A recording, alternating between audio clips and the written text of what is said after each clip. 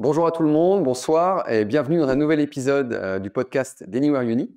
Alors, une fois n'est pas coutume, ce soir, on va parler en français et on va se concentrer sur une formation française en France. Et on va parler des écoles d'ingénieurs avec prépa intégrée. Donc, je suis ce soir avec Yele. Comment vas-tu? Très bien, très Super. bien. Voilà, je suis ravi qu'on puisse et puis parler de ces écoles. À la base, Anywhere Uni, on n'avait pas les formations françaises et Parcoursup sur la plateforme. Tout le monde nous le demandait tout le temps, puisque évidemment, c'est une option parmi tous les pays à l'international. Et il y a de très bonnes options, notamment les écoles d'ingénieurs qui ont quand même une réputation à l'international qui reste très solide. Donc avant de démarrer, Yele, est-ce que tu peux te présenter un petit peu pour qu'on sache d'où tu parles? Alors d'où je pars, hein? Moi je m'appelle donc, Yele Lemaître, je suis le directeur des études et des formations à l'ECAM, Louis de Broglie à Rennes. Voilà, je suis dans cette école depuis 7 ans à peu près et j'occupe également la responsabilité du département des sciences humaines et managériales, donc qui permet d'ouvrir un peu l'esprit des ingénieurs. Voilà, ce qui est important. Mmh. Alors avant de rentrer un petit peu plus sur, les CAM, Louis de Broglie, en tant que tel, est-ce que tu peux nous parler un petit peu voilà, des formations d'ingénieurs en France, du titre d'ingénieur et pourquoi est-ce que, se former en tant qu'ingénieur en France, ça reste une option plus que très solide, voire de prestige, à l'international? Alors il faut savoir que la profession elle est entre guillemets «encadrée». Alors il n'y a pas d'ordre des ingénieurs comme c'est le cas par exemple au Canada, mais il y a une commission du titre d'ingénieur qui valide toutes les formations de façon très, très sérieuse. Et qui renouvelle ses accréditations tous les 5 ans. Donc ça montre que finalement c'est suivi, que les formations suivent aussi l'attente du marché, l'attente des étudiants, l'attente des entreprises et donc ça fait aussi sa reconnaissance et ce titre, il est reconnu historiquement, à l'international. Il y a des équivalences qui sont quasi automatiques. Le fait d'être CTI aujourd'hui permet d'être quasiment automatiquement reconnu comme un ingénieur dans n'importe quel pays, à travers le monde. Ce D'accord. qui est le cas, par exemple, je parlais du Canada qui a son ordre des ingénieurs. Généralement, il suffit du titre d'ingénieur pour pouvoir accéder au moins au poste d'ingénieur junior. Après, il se peut, avoir un petit temps de Même en dehors du Québec? même en dehors du Québec, donc voilà, il y a ce petit temps un peu particulier et c'est historique. Je pense que enfin, c'est très français, hein, le Mmh. titre, d'avoir un diplôme d'ingénieur. C'est vrai que la plupart du temps, on a des masters, des maîtrises en ingénierie ou en génie, comme on dit souvent. Là, ici en France, c'est une formation à part entière. Je pense qu'on a hérité ça effectivement de l'époque, un peu de Napoléon, hein, Mmh. où on a organisé les études de façon un peu particulière. Il fallait des grandes écoles par grands corps de métier et l'ingénierie faisait partie de ces grands corps de métier. D'accord. Et alors, pour un élève qui a le profil, qui est intéressé par ces filières d'ingénierie, de génie, comment s'y retrouver quand ils regardent la France et qu'on leur propose de passer par une prépa qui est dans un lycée, par une prépa intégrée qui est déjà dans une école, d'autres formations comme les formations de BUT, les bachelors universitaires de technologie ou encore d'autres, voies via l'université. Comment s'y retrouver? Comment choisir la voie à prendre? Alors c'est vrai qu'aujourd'hui et puis finalement pas très, très longtemps, il y a plusieurs façons d'accéder aux études d'ingénieur. La plus classique et la plus historique, c'est celle de passer par les prépas externes.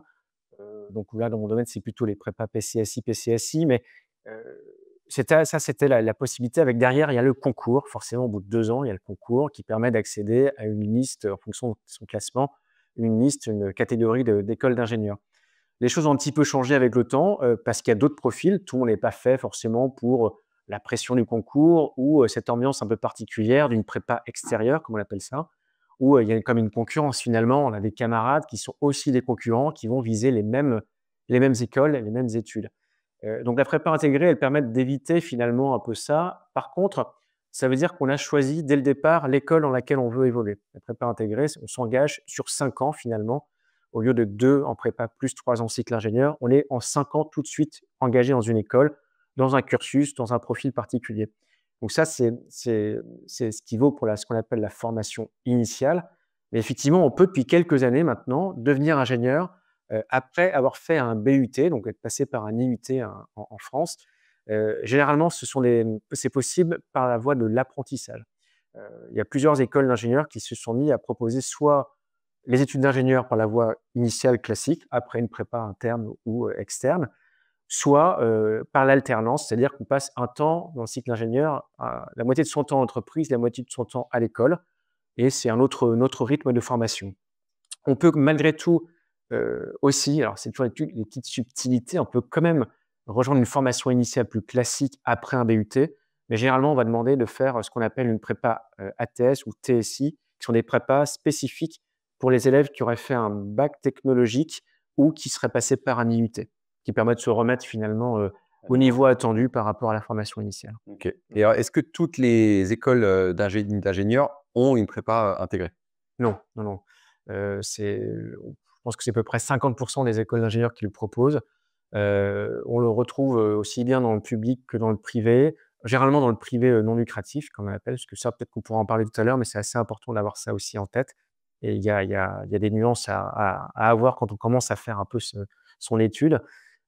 Mais voilà, c'est à peu près 50-50. OK. Et alors pour un élève qui est intéressé, en disant: «J'aimerais bien, faire des études d'ingénieur en France», pourquoi est-ce qu'il devrait tenter les 2, prépa intégrée et prépa externe? Ou est-ce que, il y a des profils d'élèves, pour qui un type de prépa vaut mieux qu'un autre? Est-ce que c'est par rapport au choix de l'école? Alors je pense que c'est au choix de l'école. Il y a des écoles qui ne sont accessibles que par concours. Enfin Mmh. souvent, les écoles, on va dire, les plus élitistes en France Mmh. sont accessibles par concours externe, des concours bien ciblés. L'élève qui a déjà, sa voie, tracée, qui sait: «Voilà, je veux faire tel type d'études d'ingénieur, j'ai pas très envie de me stresser avec, Mmh. 2 années de prépa». Ça veut pas dire qu'on travaille moins en prépa intégrée, loin de là, c'est le même programme, mais j'ai envie de m'enlever ce stress-là. Je sais que je vais aller dans cette école-là, les formations me plaisent, l'ambiance me plaît et dans ces cas-là, la prépa intégrée, c'est tout tracé, c'est l'idéal. La prépa externe, c'est vraiment parce qu'on vise certains types d'écoles qui ne sont accessibles que par ce profil-là. Ou alors parce qu'on veut peut-être se fermer aucune porte. On n'a pas encore choisi son école. On prend le temps de décider, on prend le temps de sa prépa pour décider finalement quelle école on va choisir et donc de postuler, enfin de candidater à plusieurs concours. Donc après avec le risque, voilà, d'en avoir plusieurs, d'en avoir, que très peu, enfin ça va dépendre aussi de la qualité de la prépa. OK. Et donc tu disais que, les prépas intégrées, suivent le même programme qu'une prépa, classique. Mmh. Heu et donc ça veut dire la même volume, des cours aussi parfois le samedi, l'école, comme on les Il y a appelle, l'école, ouais, bien sûr, ouais. heu, En fait, le programme des prépas, il est national, donc on ne peut pas y toucher. C'est un volume, figé et donc peu importe que ce soit interne ou externe, intégré ou prépa externe. Par contre, ce qui se passe souvent, c'est que dans les prépas intégrées, alors je parle par exemple pour, ce qui est le cas dans notre école à l'ECAM, il y a des choses en plus. Par exemple, il va y avoir un renforcement une fois que le programme se termine de la prépa, généralement vers fin avril, que les repêchages sont passés. Il y a un temps de cours qui permettent de faciliter encore mieux la transition vers le cycle ingénieur. On va faire des renforcements sur des choses par particulières rapport à vous, votre école par spécifiquement. rapport à notre Mmh. école, par rapport au programme qui va suivre. Par exemple, pour renforcer en dessin industriel, en mécanique, certains aspects de programmation aussi en informatique. Donc ça, c'est des choses qui sont rajoutées en plus pendant 1 mois, 2 mois à peu près. Et puis, il y a aussi un stage ouvrier qu'on ajoute à la fin de la deuxième année de prépa, avant de rentrer en cycle ingénieur, qui permet finalement, d'aller se frotter un peu à l'industrie, de se mettre aussi dans la peau d'un opérateur et puis de démarrer finalement son cycle de stage qui va durer toutes ces 3 années. Plus ça va aller, plus les stages vont être longs, plus ils vont être techniques, plus ils vont être proches d'une mission ingénieur et cetera. Mais là, ils démarrent dans la peau d'un opérateur. Alors je trouve que ça a intérêt parce que ça permet de découvrir, de façon très concrète l'industrie avec ses postes, ses réalités. Ça permet aussi pour le futur ingénieur qui sera un cadre demain, qui sera peut-être aussi amené à manager des équipes, à se mettre dans la peau aussi de tous ceux qu'il aura, à organiser finalement le quotidien, les postes de travail et cetera. Donc ça, c'est assez intéressant et puis on ajoute aussi, ce qui est notre cas, ce qu'on appelle un TIPE qui est un projet. Un projet qui peut se faire seul ou à 2 sur lequel il va travailler sur un sujet un peu particulier pendant plusieurs, semaines et qui va présenter après sous une forme de grand oral avec un dossier. D'accord. Mmh. Et donc, vu qu'il y a moins cette préparation à des examens de type concours, les élèves ont seulement à valider leur année, à passer, pour pouvoir avancer dans le cycle ingénieur après les 2 années? En fait, il y a le conseil de classe qui va faire l'état des lieux, donc ils sont suivis, hein, là, juste avant d'arriver ici, j'étais un conseil de classe justement de classe préparatoire qui permet de montrer que finalement il y a une jonction qui se fait dès le cycle ingé de ce point de vue-là entre les responsables du cycle ingénieur et ceux qui organisent la classe préparatoire. L'élève, il est suivi dès la première année, on les connaît et donc on est capable de dire qu'en fin d'année, en fin de deuxième année, au dernier conseil de classe, effectivement, il a le niveau, il a montré, qu'il était capable de et cetera et donc on va l'autoriser à passer finalement, sur le cycle ingénieur. Donc ça, c'est un petit atout supplémentaire. Et puis voilà, ça, enfin, c'est quand même, ça enrichit. Mmh. Super. Alors et dans la jungle, de toutes ces écoles, d'ingénieurs, parce qu'il y en a beaucoup, heu, Oui. en France, comment les élèves peuvent, faire leur choix? Nous, on a beaucoup d'élèves qui sont basés, hors de métropole. Donc c'est vrai que pour des élèves basés en France, peut-être qu'ils vont regarder les écoles de leur ville, Mmh. et puis ça va être plus facile de viser. Quand on vient de l'étranger, qu'on n'a pas forcément d'attache dans une ville particulière et qu'on voit toutes les options sur, le territoire, comment est-ce qu'on peut distinguer une école d'une autre? Est-ce qu'il y a vraiment des spécialités, des liens avec certains secteurs, des choses au niveau de l'international? Enfin voilà, quelles sont les différenciations qui peuvent d'ailleurs aussi aider les Mmh. élèves quand ils vont rédiger leur petite lettre Mmh. de motivation, sur Parcoursup? Heu, Au-delà des classements, parce qu'évidemment ça c'est une chose que les élèves peuvent faire, aller voir les classements, sans trop savoir, comment sont créés d'ailleurs ces Ouais, classements. c'est ça, ouais. Mais voilà, comment est-ce qu'on peut, par quel bout est-ce qu'on peut démarrer pour essayer de trouver sa bonne liste?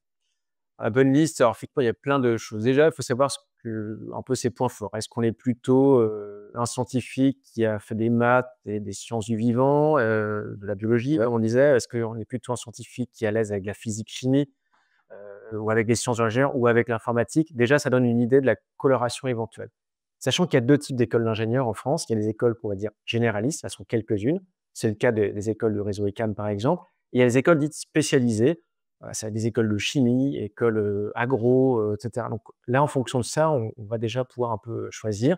Soit on est très sûr de soi, où on sait que voilà, on a ces matières fortes, on va, jouer la sécurité et on file, sur une école d'ingénieur spécialisée. Soit on ne sait pas trop où on en est encore, on a envie d'explorer, de prendre encore un peu le temps, au moins sur les premières parties de son cycle ingé, pour réfléchir. Et dans ces cas-là, les écoles généralistes sont plutôt, très appropriées. Donc ça, c'est un premier élément qu'on peut avoir en tête Mmh. pour, commencer à faire un peu la Effectivement. différence. Après, il y a des questions très claires. Enfin, nous, quand on a des étudiants internationaux, il y a une question qui arrive très rapidement, c'est le coût de la vie. Mmh. Est-ce que c'est facile de se loger? Est-ce qu'il y a une résidence à proximité de l'école ou en lien avec l'école? C'est combien et cetera? Est-ce qu'il y a des aides particulières? Donc ça, c'est aussi un élément de choix qui nous revient très rapidement. Une fois qu'on a fait le point sur le contenu de la formation, Mmh. on arrive très vite sur, voilà, ces questions très matérielles qui sont c'est logique, hein, parce que c'est quand même ça représente pour un étudiant international, c'est un investissement, hein, particulier, donc il ne faut pas se planter. Et donc les écoles, n'ont pas toutes les mêmes frais de scolarité? Non. Non, il y a des écoles publiques, des écoles privées et dans les privés, il y a du privé, non lucratif et du privé lucratif. Faut faire assez attention à ça. C'est facile de les repérer finalement, dans le privé. Les non lucratifs sont souvent, elles ont un bon déjà elles sont CTI, c'est-à-dire qu'elles sont habilitées par la commission des titres d'ingénieur à Ça, c'est très délivrer. important. C'est extrêmement important. Première chose, il faut voir s'il y a une accréditation CTI. Ça, on le voit, très facilement. Il suffit d'aller voir, sur France Compétences. Je ne sais pas si c'est des choses qui sont évoquées de temps en temps, mais France Compétences a tous les registres des formations existantes en France, en tout cas qui sont habilitées, accréditées en fonction de leur domaine. Et donc on va pouvoir voir les titres RNCP des écoles, des diplômes d'ingénieurs qui sont proposés. Donc si c'est le cas, elles sont CTI. Après, il suffit d'aller voir sur leur site internet si elles sont par exemple ESPIG. Alors ESPIG, c'est un label qui est pas très ESPIC, ESPIG, ESPIG? alors c'est deux E, S-P-I-G, Mmh. ce qui veut dire en fait que c'est des établissements d'enseignement supérieur d'intérêt général. C'est-à-dire ce sont des associations derrière, ce ne sont pas des fonds de pension Mmh. américains. Et voilà, il y a pas de logique financière, c'est vraiment pour faire remplir une mission de service public qui a été déléguée au privé. Donc ça, c'est assez intéressant parce que ça montre aussi un sérieux dans la qualité de la formation. Donc ça, c'est deux éléments à regarder. Et puis voilà, si elles font partie de différents réseaux d'écoles, comme la conférence des grandes écoles, par exemple, qui est aussi un indicateur intéressant de sérieux et de Mmh. réseau. D'accord. Donc important. Donc c'est-à-dire, est-ce qu'il y a des écoles, d'ingénieurs en France qui ne sont pas, qui ne donnent pas l'accréditation d'ingénieur, à la fin? Alors je pense qu'il y en a peu, en tout cas, elles se risquent pas, ne serait-ce qu'à aller dans les classements, par Mmh. exemple, parce qu'aujourd'hui, il y a à peu près, 300 et quelques écoles qui se positionnent dans les classements. Donc souvent, celles qui n'ont pas le titre CETI, n'y vont pas. Donc il faut faire attention. Tout ce qui est marqué niveau 2, il faut faire attention. Enfin voilà, Ouais, c'est vraiment le le diplôme niveau, ouais, d'ingénieur, ouais, ouais. ouais. On regarde ça. Donc CTI, ça c'est la première chose à regarder. Ça montre un sérieux parce que honnêtement, les audits, moi j'en ai fait quand même quelques-uns, comme, du côté de la barrière. Enfin, c'est vraiment, tous les 5 ans, de fond en comble, c'est un an d'audit qui est fait par, d'autres enseignants, chercheurs des universités, généralement du public, qui viennent faire un peu des audits du ministère. Et il y a toujours aussi un expert international qui est là aussi pour montrer un peu le lien, qui sont généralement un enseignant d'école d'ingénieur à l'étranger. Et puis voilà, enfin, c'est audité, le personnel y passe, les élèves certains sont audités, l'avis de l'école, enfin, tout un tas de choses comme ça. Et puis le contenu, surtout des formations, qui est passé au peigne fin. Mmh. Mmh. Et parce que là, en termes, tu disais le programme des prépas, c'est un programme national que vous Mmh. devez respecter avec un volume horaire très précis.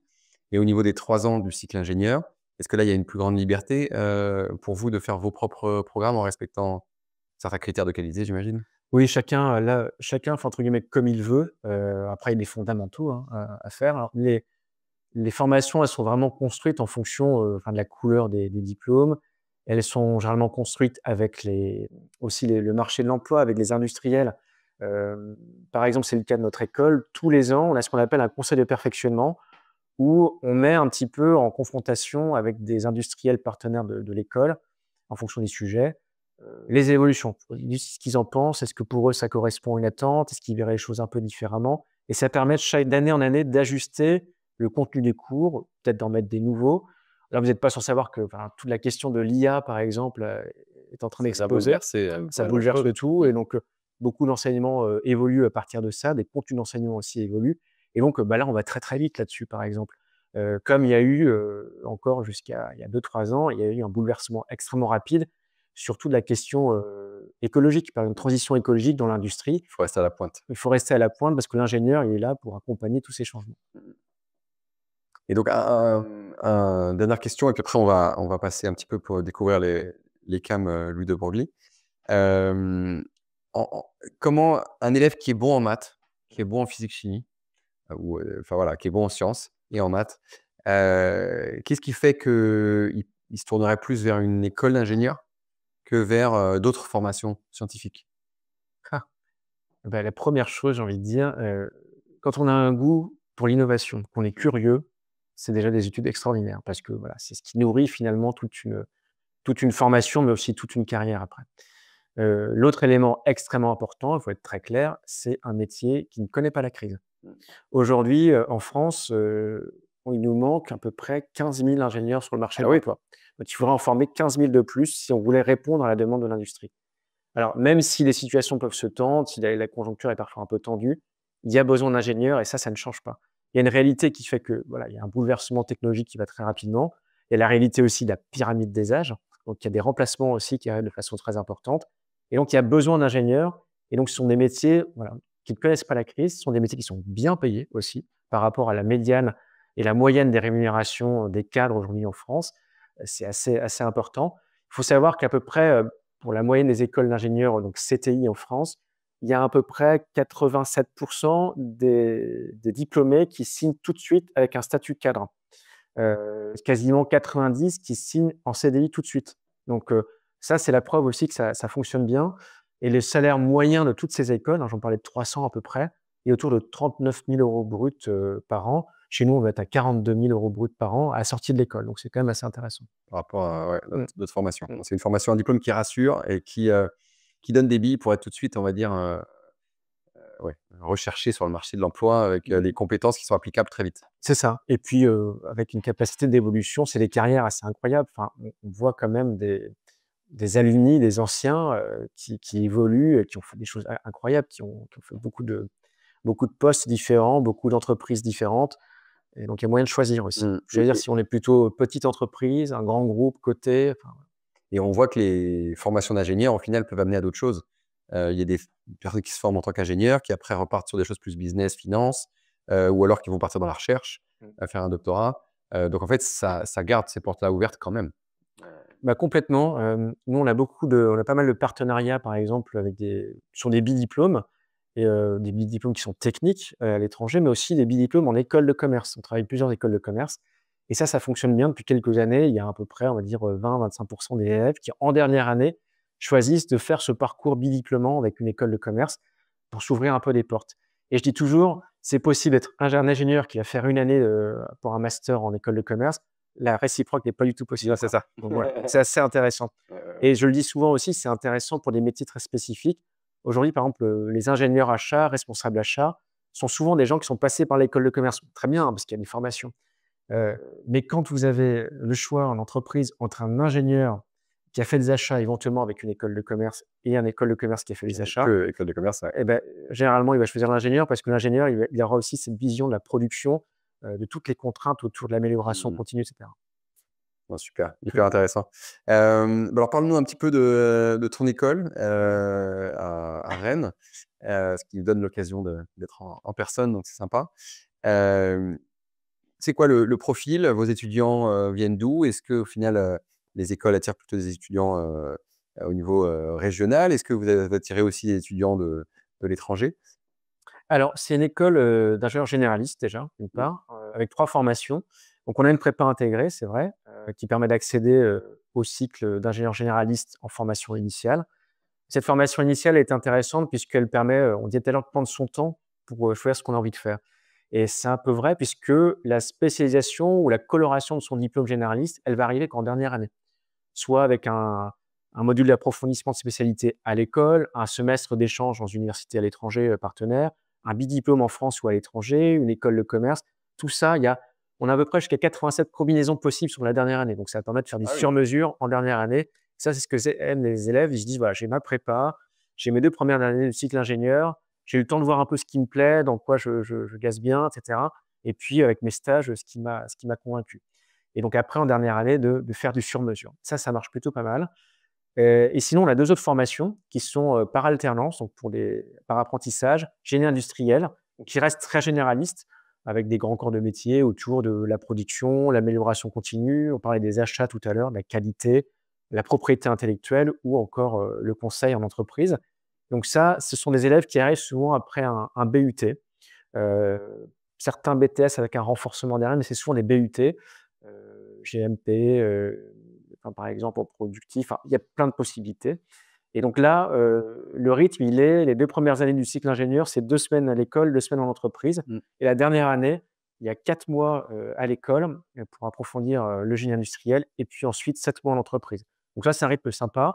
Ce qui est intéressant, c'est que, vous êtes l'étudiant est salarié, que c'est aussi l'entreprise qui va lui payer sa formation et donc ça marche assez bien, c'est très concret, c'est un rythme assez soutenu, mais c'est une autre façon d'accéder aussi au métier d'ingénieur et on a un troisième diplôme qu'on a ouvert là, il y a 3 ans, tout juste, qui s'appelle Système numérique pour l'innovation industrielle et donc là, c'est également par apprentissage, c'est le même rythme, c'est un accès après un BUT et là, ce qu'on vise plutôt, c'est une formation qui permette d'accompagner la transition, numérique dans l'industrie.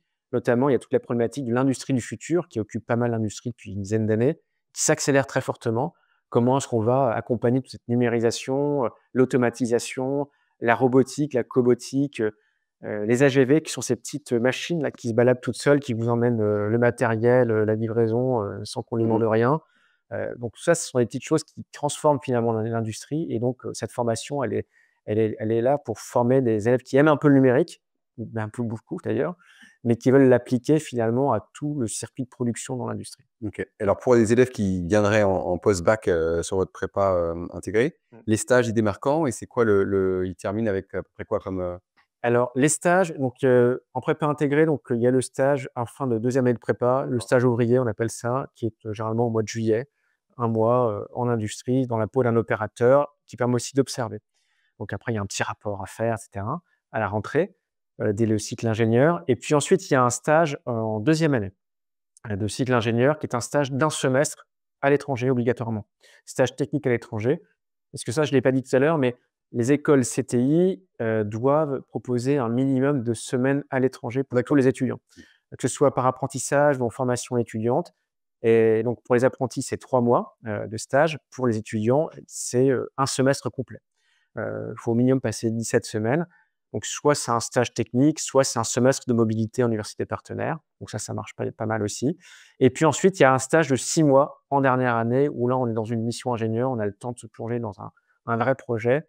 Et puis, souvent, c'est ce qui permet, soit de rester ou soit en tout cas d'avoir quelque chose d'intéressant à vendre en termes de compétences techniques et aussi en matière de soft skills.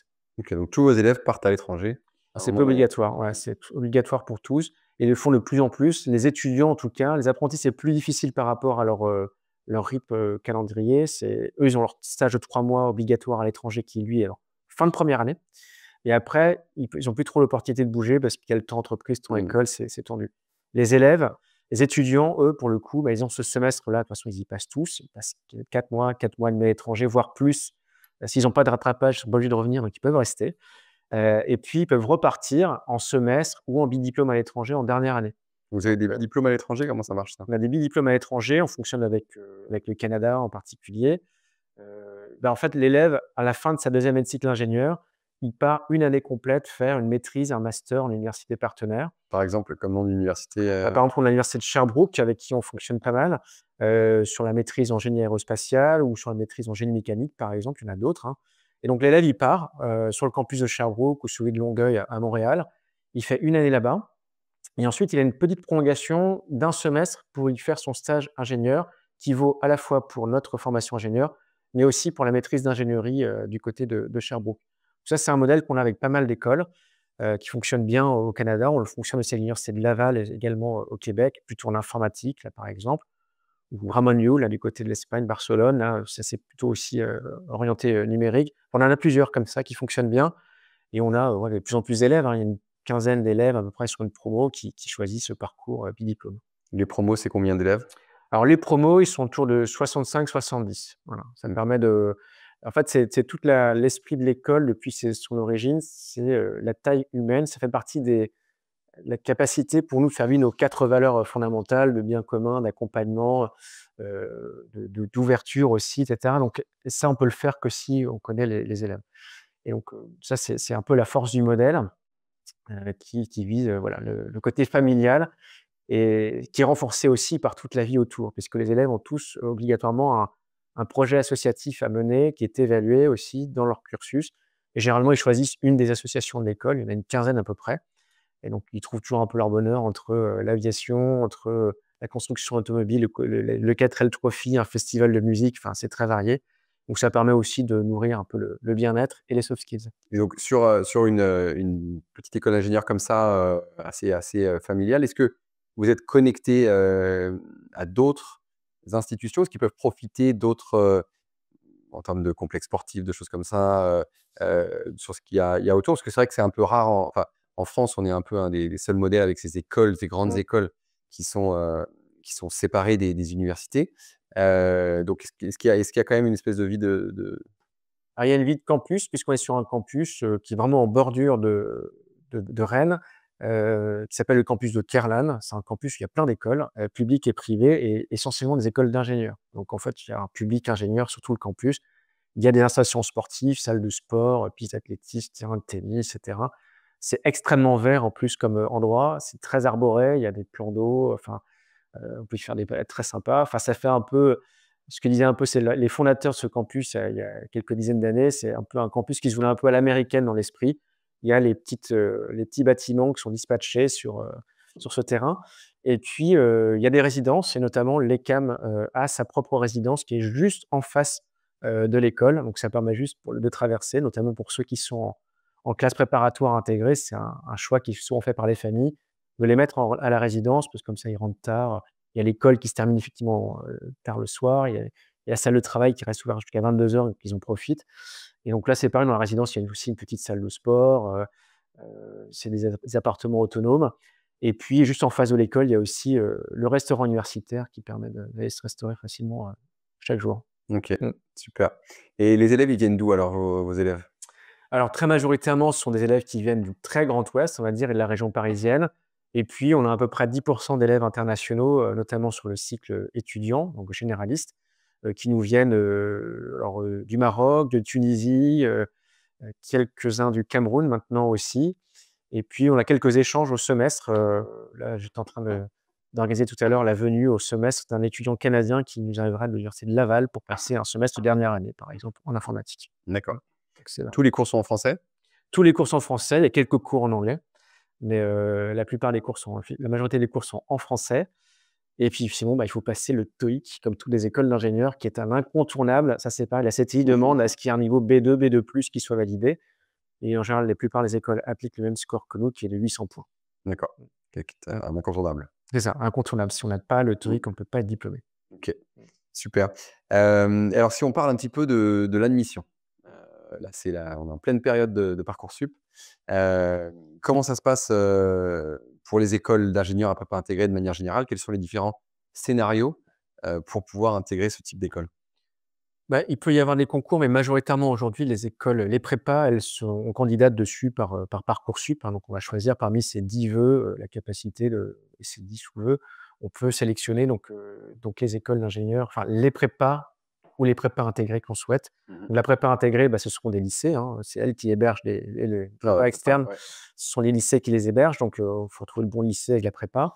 Et les prépas intégrées, bah, il faut choisir directement le nom de l'école, qui l'héberge. Donc, par exemple, nous, on est sur le réseau ECAM, enfin, tous les ECAM sont ensemble, avec Lyon, avec Paris et Rennes. Donc Donc c'est un choix? c'est un choix, mais après on peut le préciser, Mmh. en cochant, ouais. Et en cochant, ça prend des sous-vœux ou non? Ah ouais, on peut le faire dans les sous-vœux, on peut oui, oui. C'est-à-dire que, c'est un choix quand on prend Ah oui! plusieurs écarts, mais est-ce que ça compte comme des sous-vœux?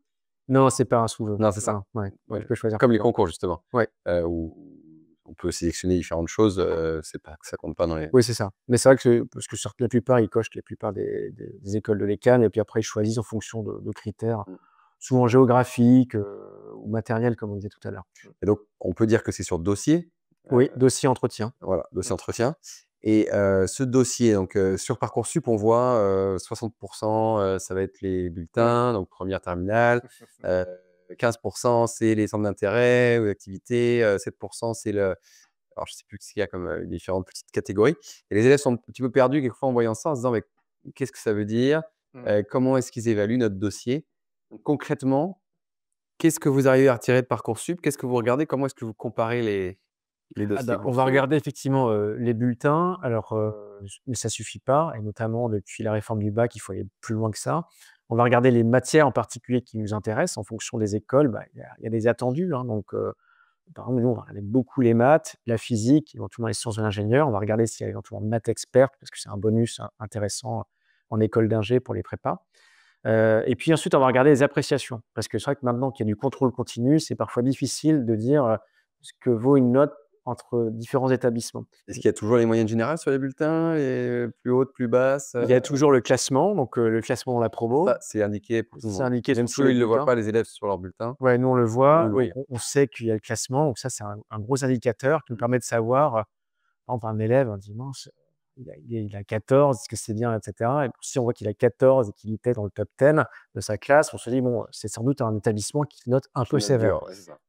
Et ça, c'est vrai qu'avant, avec le concours, le bac national, enfin, tout le monde était au même niveau, on savait ce que valait la note à peu près. Là, c'est vrai que parfois, il faut regarder plus loin, il faut regarder les appréciations, il faut regarder le classement de l'élève et puis, la lettre de motivation, on va la regarder aussi. Est-ce que c'est la lettre un peu type, on sent qu'elle a été c'est un copier-coller, on a changé un peu le nom, ça se voit un peu rapidement, quoi. ChatGPT. ChatGPT, ça se voit aussi, hein, enfin, donc voilà. Après, ça dépend de l'usage qu'on en fait. Moi, je suis pas du tout contre, l'usage d'IA, générative, mais c'est quel usage on en fait? Est-ce qu'on fait un usage de bête et méchant, le copier-coller, tu travailles à ma place? Mmh. Ou est-ce que c'est un assistant qui permet d'enrichir, éventuellement de se rassurer? Et donc ça, c'est des choses qu'on peut voir dans le style, hein, ça se voit tout Mmh. de suite. Donc ça, on va regarder ça, la motivation, le projet. Alors, il faut savoir qu'on ne demande pas à ce qu'il y ait un projet professionnel pour entrer en prépa intégrée, hein. Honnêtement, c'est pas l'idée. Enfin, c'est très bien qu'à 17-18 ans, il y a encore le temps de Ouais, choisir, oui, puis d'évoluer. justement, vous êtes généraliste aussi pour, C'est qu'ils ça. explorent, une fois sur place. Pour accueillir, donc ils ne Mmh sont mh. pas dans une école spécialisée, ingénieur spécialisé où ça va être le couloir, jusqu'à la fin. Là, il y a une possibilité, donc on les laisse grandir. Donc l'idée, c'est de confronter un peu ça. Mais ça, on va le creuser si jamais le dossier a été bon, il y a la convocation, à l'entretien et l'entretien, il se fait avec 2 personnes. Avec, un enseignant de l'école, un enseignant-chercheur de l'école et puis, avec un industriel qui permet d'avoir un autre regard. Donc, un partenaire industriel de l'école qui est là pour tester un peu, la curiosité. C'est pas de se dire, de savoir parfaitement ce que c'est qu'un ingénieur, c'est pas la question, mais est-ce que, le jeune il est curieux? Est-ce qu'il s'intéresse? Est-ce qu'il a des passions? Est-ce il sait en parler de façon intéressante et communicative? Est-ce qu'il est un peu à l'aise? Est-ce qu'on sent qu'il va, aussi s'intégrer dans les projets d'équipe à venir? Même si on peut se dire la prépa, ça peut être un temps individuel, c'est pas tout à fait vrai et notamment en prépa intégrée, le travail collectif, il est important. L'école, c'est un temps collectif. Le TIPE, le projet deuxième année, il peut être collectif et puis, contrairement aux prépas externes où il y a la compétition, c'est tous des camarades en prépa intégrée. Donc, on cherche à voir si Le jeune, il va pas s'isoler trop facilement? Est-ce qu'il est capable d'aller vers les autres? Voilà. Donc ça, ce sont des aspects un peu de personnalité, mais comme, quand on est embauché dans une entreprise, plus tard, hein. Mmh. Ce qui se passe souvent quand on arrive à l'entretien, c'est: «Est-ce que je me vois, intégrer, tel candidat dans mon équipe ou dans l'équipe de machin? Est-ce que ça va fonctionner? Est-ce que c'est pas un va-t-en-guerre, un individualiste?» et cetera, par exemple. Donc ça, Mmh. c'est les petits éléments qui se jaugent, uniquement à l'entretien. Alors comment on se prépare à cet entretien? Bah, déjà, il faut bien s'enseigner sur l'école. C'est toujours intéressant de pouvoir répondre à quelques petites questions sur l'école où on se présente. Heu, avoir quelques petites idées sur ce qu'est comme un ingénieur. Mmh. C'est compliqué de savoir parce qu'en fait, un ingénieur en chimie, un généraliste, un ingénieur en mécanique, enfin, ça, c'est très différent. Le génie civil, c'est encore très différent. Mais en gros, ce qu'est un ingénieur, en tout cas, les qualités qu'on pourrait attendre d'un ingénieur. Il faut y réfléchir à ça. Enfin, tout le monde a une idée de ce que peut être, un ingénieur. Je parlais tout à l'heure de la curiosité, le goût pour l'innovation. Ça, c'est important, et la volonté d'accompagner le changement. Ça peut être aussi, de se poser des questions sur, est-ce que j'ai une passion intéressante à partager? On en a tous une et c'est très difficile. On voit que de plus en plus, la génération qui arrive, elles ont du mal à se dire: «Bah, tel engagement qu'elles peuvent avoir, telle activité sportive, associative, bah, c'est intéressant, en fait». Donc faut Mmh. pas hésiter à en parler. Souvent on se dit: «Ouais, non, c'est rien, je fais juste ça dans mon club, je mets un coup». Bah si, c'est ça dit quelque chose de chacun et donc il ne faut pas hésiter non plus à travailler un petit peu aussi ce discours. Alors certains sont même très doués, parce qu'ils arrivent à raconter vraiment une histoire, quoi. Enfin, c'est, de cet engagement, de ce qu'ils ont vécu et cetera. Pourquoi cette école et pourquoi ingénieur et cetera. On ne demande pas forcément raconter cette histoire-là, mais ça donne de la cohérence. C'est pareil si, les jeunes ont voyagé, c'est pas donné à tout le monde, donc c'est pas une obligation, mais c'est sympa de pouvoir en parler. Qu'est-ce que ça a pu apporter finalement en termes d'ouverture, d'ouverture aux autres notamment? Alors, sans sortir les mots-clés, hein, mais qu'est-ce qui a marqué dans un voyage, le souvenir marquant, heu, une anecdote, des choses comme ça. Ça permet de rendre vivant un peu l'entretien. Ce qui est intéressant, c'est qu'on ne soit pas tout le temps en train d'aller chercher le candidat avec, malgré les questions ouvertes, les réponses sont un peu fermées, quoi. Mmh. Et ces entretiens, ils sont en ligne, ils sont, sur place? Alors, on essaie de faire venir au maximum sur place, mais pour les intelligents internationaux, ça se fait en visio, hein, bien sûr. Mais quand c'est possible, on le fait sur place parce que, il y a tout un process à l'entretien. L'élève, il vient, il est accueilli par des élèves actuels de l'école, il a une visite de l'école. On fait ça sous forme d'escape game, là, ça permet de découvrir un petit peu, Sympa. l'école, son fonctionnement, le contenu des programmes. Il y a souvent un petit test qui est fait pour, quelques extraits de questions d'un TOEIC, par exemple, pour savoir à peu près le niveau d'anglais, des petits tests de logique, des présentations, un échange avec le directeur. Enfin, il y a plein de choses comme ça qui se passent avant d'arriver à l'entretien. OK. Et alors qu'est-ce qui ferait, qu'un élève n'est pas invité, à un entretien? Est-ce que c'est par rapport au choix des spécialités, par rapport à des notes, Bah, est-ce oui, que c'est les notes, ça va être, le premier élément. Enfin, on va estimer que ça va être trop juste, notamment mmh, sur les matières clés que j'évoquais tout à l'heure, enfin des notes trop justes en maths, en donc spé physique. maths, spé physique, chimie, ça c'est la base? Alors, physique, ouais, c'est important, maths, c'est important, ou sciences de l'ingénieur à la place de physique, ça marche aussi, Mmh. hein, parce qu'il y a quand même ce qu'il faut. Et puis le petit bonus maths expert, ça je le dis souvent, c'est pas obligatoire, mais c'est quand même un petit plus, qui montre qu'en fait, il y aura une capacité à, facilement accrocher la première année de prépa, parce que le programme de maths, lui, il a pas beaucoup changé par rapport à la réforme. Donc ça c'est assez important et puis sinon, bah, ça peut être, ouais, une candidature assez impersonnelle, quoi. Enfin, on sent que bon, il a candidaté chez nous comme il a candidaté certainement à d'autres écoles, Mmh. sans y Donc apporter de dans cette valeur. lettre de motivation, il y a pas d'éléments différenciants qui viennent souligner, pourquoi cette école-là? Pourquoi l'école? Qu'est-ce qui a fait Mmh mh, choisir et mmh. cetera? Parce Ça, que c'est important. quand on rentre dans une école, on rentre un peu, moi je le dis souvent dans les discours de rentrée, on rentre dans une famille, dans une communauté. On n'est pas juste là à faire ses cours, à rentrer chez soi et cetera. Les étudiants, ils sont, très en communauté, notamment au cycle ingénieur, ils font plein de projets, beaucoup de pédagogie par projet, ce qui font qu'il faut travailler en équipe, ça devient des copains, ils font plein d'engagements associatifs à l'école et derrière, c'est des anciens et ces anciens-là, c'est un réseau incroyable. Aujourd'hui, on a 3000 anciens, un peu partout dans le monde là, qui sont, très connectés entre eux, les uns les autres et donc on rentre dans une famille, on adhère à ses valeurs, on adhère à tout ce qui va avec et on sait que voilà, c'est des amitiés qui vont durer, pour la vie. Donc ça, c'est important de se dire que je rentre en connaissance de cause, j'ai envie de faire partie de cette famille. Mmh mh. Super. OK. Parfait. Est-ce qu'il y a d'autres, éléments, d'autres conseils, dont qu'on n'aurait pas abordés avant qu'on prenne Je pense qu'on a eu beaucoup de choses, les peut-être que questions de C'est bien. personnes qui sont avec nous ce Ça peut être dans soir. les questions, on va avoir des choses. N'hésitez pas à venir poser vos questions. Il y en a quelques-unes déjà là. Alors, donc mon fils hésite entre prépa et école avec prépa intégrée. Il n'y a pas encore d'idée particulière sur ce qu'il voudrait faire. Il trouve que la prépa lui ferme moins de portes, qu'une prépa intégrée. Qu'en pensez-vous? On a déjà un peu répondu, Oui, à ça, mais en fait, il y a 2 points de vue. Alors soit, ne pas se fermer de porte, oui, on peut le faire. Une prépa, externe va permettre d'aller passer plein de concours, d'avoir accès à plein d'écoles. Donc c'est une façon de se dire: «On garde les portes ouvertes». L'autre modèle, c'est de se dire: «Je fais une prépa intégrée dans une école généraliste», par exemple. Dans ces cas-là, on se ferme aucune spécialité, enfin, oui, aucun métier. ce sera dans cette école-là. On ne peut Ce pas, après une prépa intégrée, alors si, changer d'école. si, si. Ah, c'est Ah possible? si, si, on peut passer les concours, Ah d'accord. ouais, ouais, ça c'est possible. OK. Parfois, il y en a qui tentent de coup, on a un ou 2, mais c'est rare parce qu'une fois qu'on a goûté à la prépa, Oui, à la communauté, on est dans on l'école, a on se est fait ses déjà pied copains, voilà, là-bas. c'est ça. On a vu les élèves du cycle d'ingénieur qu'on a plus tellement envie d'en partir. Je comprends, et ce qui est logique, hein, c'est l'idée, hein.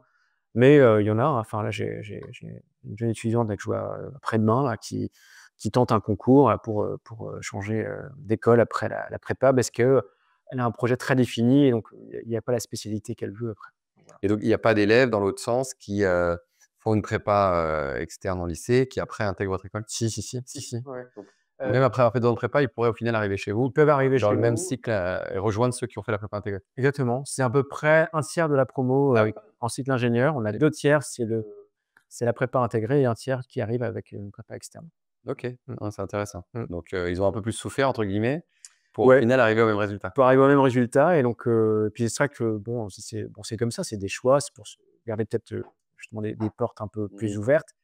Mais après voilà, il faut rentrer dans la promo. Alors tout est fait pour que, même si, les prépas intégrés se connaissent bien, ceux qui arrivent, en cycle ingénieur de l'extérieur soient intégrés. Il y a plein de journées d'intégration, des semaines d'intégration, des week-ends d'intégration organisés donc tout ça est fait quand même pour que ce soit une seule et même famille quand même. OK, non super, mais puis sympa, ça fait un peu de C'est fait dans ça la vie, dans l'école. redynamise, voilà, Ouais, c'est une sympa. nouvelle personne.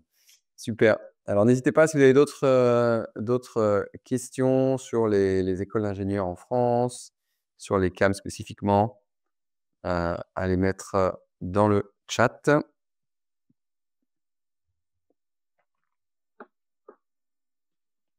Et comment est-ce que vous regardez un dossier qui arrive justement de l'étranger? Peut-être qu'en France, vous avez une finesse de lecture sur les différents lycées, peut-être que vous connaissez un petit peu, d'où ils viennent. Est-ce que vous c'est exactement la même chose s'ils préparent un bac, qu'ils soient en France ou qu'ils viennent du Maroc, qu'ils viennent du Canada, qu'ils viennent d'ailleurs? Alors pour les étudiants internationaux, il y a déjà, quelque chose qui passe avant, c'est qu'il y a Campus France, qui fait déjà un premier tri, Oui. qui nous fait un entretien, qui nous fait un compte rendu très détaillé de Et c'est pour l'étudiant. ceux qui passent vraiment qui arrivent hors du système français? Ouais, c'est ça, Ouais. complètement. Donc là, ceux-là, on a un compte rendu très détaillé avec Campus France. D'accord. Donc mais ça ne veut pas dire qu'on suit l'avis, hein, parce que parfois, c'est pareil, on a des candidatures qui sont assez impersonnelles. Et sinon par le parcours, français, enfin, généralement, on a une je pense que je parle pour la plupart des écoles d'ingénieurs, on a une très bonne, estime des lycées français. Par exemple, à l'étranger, des bacs français à l'étranger, c'est de très bonne qualité et généralement, il y a, la marche est moins haute même pour franchir, la prépa que certains bacs en France après la réforme. Donc ça, c'est plutôt encourageant. OK. Mmh. On sait qu'il y a un bon niveau. Et est-ce que, faire le BFI, ce serait que c'est quelque chose de positif? C'est un Ça change plus. rien pour une C'est prépa? un plus. Alors, je ne sais pas si c'est un plus pour, une école d'ingénieur, par Ouais. exemple. Ouais, je pense que pour les études on se rentre dans le commerce et cetera, l'école de commerce, oui, c'est sans doute intéressant. Pour l'école d'ingénieur, je ne suis pas sûr que ça apporte, quelque chose de OK. plus. Ouais. Et alors on a aussi, sur la plateforme, parfois des élèves qui font l'IB ou le système américain. Mmh. Quand vous avez des élèves qui parlent français, hein, parce qu'il faut qu'ils aient le niveau de français, suffisant, mais qui ont ce niveau de français suffisant, mais qui viennent d'un autre système scolaire. Parfois, ils sont inquiets de se Mmh. dire: «Bah, ils vont pas comprendre, mon curriculum, ils vont pas comprendre, d'où je viens». Comment est-ce que vous regardez ces dossiers-là? En fait, ça se passe plutôt bien et notamment, parce qu'on a l'habitude de travailler aussi avec on a quand même des combinaisons, on parlait tout à l'heure des doubles diplômes avec des universités à l'étranger. Donc on a l'habitude comme cette culture d'équivalence, d'organisation, de pédagogie et cetera. C'est vrai la prépa, ça reste très franco-français comme façon de faire, ça reste un prolongement, Du très programme attentionné français? du Mmh. lycée, de la méthodologie. Mais derrière, par contre, c'est pour viser une pédagogie qui, pour le coup, est beaucoup plus anglo-saxonne dans les écoles d'ingénieurs que ne l'est l'université française, par Oui. exemple.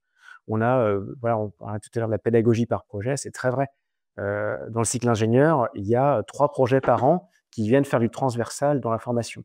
Donc ça, c'est quelque chose qui est quand même très, très anglo-saxon. Pareil, les cours, il y a pas mal de petits cours qui viennent se greffer sur les cours un peu plus importants, des intervenants extérieurs qui viennent apporter une valeur ajoutée, enfin, de la pédagogie inversée qui arrive aussi pas mal, beaucoup de choses à travailler en travail personnel. Enfin, on travaille beaucoup aussi avec du serious game aussi, enfin du jeu Mmh. d'entreprise. Donc enfin, c'est pour ça que, enfin, non, il y a pas ce problème culturel. D'accord, Mmh. super. Petite question sur les frais de scolarité. Mmh. Alors la question c'est est-ce qu'il y a des frais de scolarité dans les écoles avec prépa intégrée? J'imagine que la réponse est double et Oui, oui, oui. ça dépend? Oui, ça dépend. Alors généralement oui, dans le privé, non lucratif encore, je précise. Vous, par exemple, vous êtes On est privé non privé non lucratif, oui. lucratif? On est SPIC, on est CTI. On doit être à, j'ai plus ça en tête parfaitement, mais on doit être à un peu moins de 4 000 € l'année pour la prépa. Mmh. Donc j'ai à peu près la moyenne, hein, des prépas intégrées. Et puis ensuite, le cycle ingénieur, on est à 9 200 l'année. Voilà. D'accord. Sachant que la dernière année peut se faire aussi en contrat de professionnalisation, c'est-à-dire en alternance. Où là, C'est-à-dire que l'entreprise, l'entreprise paye les frais de scolarité de la dernière année et verse aussi un salaire à l'étudiant. Donc ça, c'est quelque chose qu'on fait sur nos 3 spécialités de dernière année. Et sinon, il y a l'alternance qui, là, pour le coup, et coûte ça moins. existe des écoles en prépa intégrée en France qui sont moins chères? Moi, je pense sans doute un petit peu, mais Enfin, elles sont toutes payantes, quoi? généralement, elles sont toutes payantes, ouais, Ouais. ouais. Mmh. Même les publics, Oui, les publics, il y en a beaucoup moins déjà, hein, parce ouais. qu'elles visent plutôt, de faire vivre les prépas externes des lycées associés, et Oui, cetera. c'est ça. Voilà. D'accord. Très bien. Alors, une petite question ici de Joseph, qui me dit: «J'étudie», donc il a l'aspect physique qu'il apprécie énormément Mmh. et par conséquent, je ne sais pas si je devrais faire des études d'ingénieur ou de physique. Bah, sachant que, tu feras de la physique, dans les études d'ingénieur. Ça, c'est dans la plupart des études d'ingénieur, de la physique, que ce soit du généraliste, de la mécanique ou du génie civil, par exemple, il y aura de la physique. Heu, la différence, c'est qu'est-ce qu'on fait finalement d'un parcours en physique universitaire? Il y a plein de choses possibles, hein, on peut très bien raccrocher à des métiers avec un master en physique derrière, heu, mais on n'aura pas le titre d'ingénieur, et donc pas forcément tout à Mmh. fait les mêmes postes au démarrage. Et puis moi, je vois des profils qui ont fait l'école d'ingénieur, avec, de la physique, assez poussée Mmh. et qui au final après ont fait un doctorat en physique et se sont Ah retrouvés sur des bah, postes, ça n'empêche et pas. parfois c'est presque plus prestigieux Mmh. de passer par la case ingénieur avant de faire de la recherche que de passer par l'université classique tout de suite. Enfin, Mais surtout qu'il y a des parcours aménagés. Nous, on a à peu près, 2 élèves par an du la filière étudiante qui poursuit sur un doctorat après. Généralement, ceux qui veulent faire ça, ils font un double diplôme, un master recherche en double diplôme. d'accord. Et donc on en a un notamment avec l'INSA Rennes et un autre avec, l'université de Rennes. L'un plutôt matériaux, l'autre plutôt informatique et objets connectés. Et ce qui permet, et là l'emploi du temps dernier est aménagé, c'est-à-dire que l'étudiant, il va avoir ses cours à l'ECAM, début de semaine plutôt, et les cours à l'université de Rennes ou à l'INSA en fin de semaine, et son stage ingénieur est remplacé par un stage en laboratoire dans l'école et un mémoire de recherche au lieu d'un rapport de stage, et derrière, bah, ça permet d'accéder assez facilement, au doctorat. Même chose pour nos élèves qui partent, par exemple au Canada, notamment à Sherbrooke ou à Laval. Régulièrement, il y en a qui poursuivent après leur maîtrise, leur diplôme en maîtrise, et cetera, en doctorat, soit au Canada, soit en revenant en France. Super. Mmh. Une autre question là qu'on a, est-ce que l'accès à la résidence étudiante est facilité pour les étudiants qui viennent hors, qui arrivent de l'extérieur de la France? Oui, oui, et ils sont prioritaires, les internationaux, parce qu'on sait qu'il y a besoin d'avoir une adresse assez rapidement aussi pour, finaliser les papiers, les démarches de visa. Donc on a des places qui sont réservées pour les internationaux. D'accord. Et puis c'est confortable, ça permet en plus de se dire: «On arrive, je ne me prends pas la tête à me dire où est-ce que je vais me loger à Rennes», où c'est pas toujours très simple.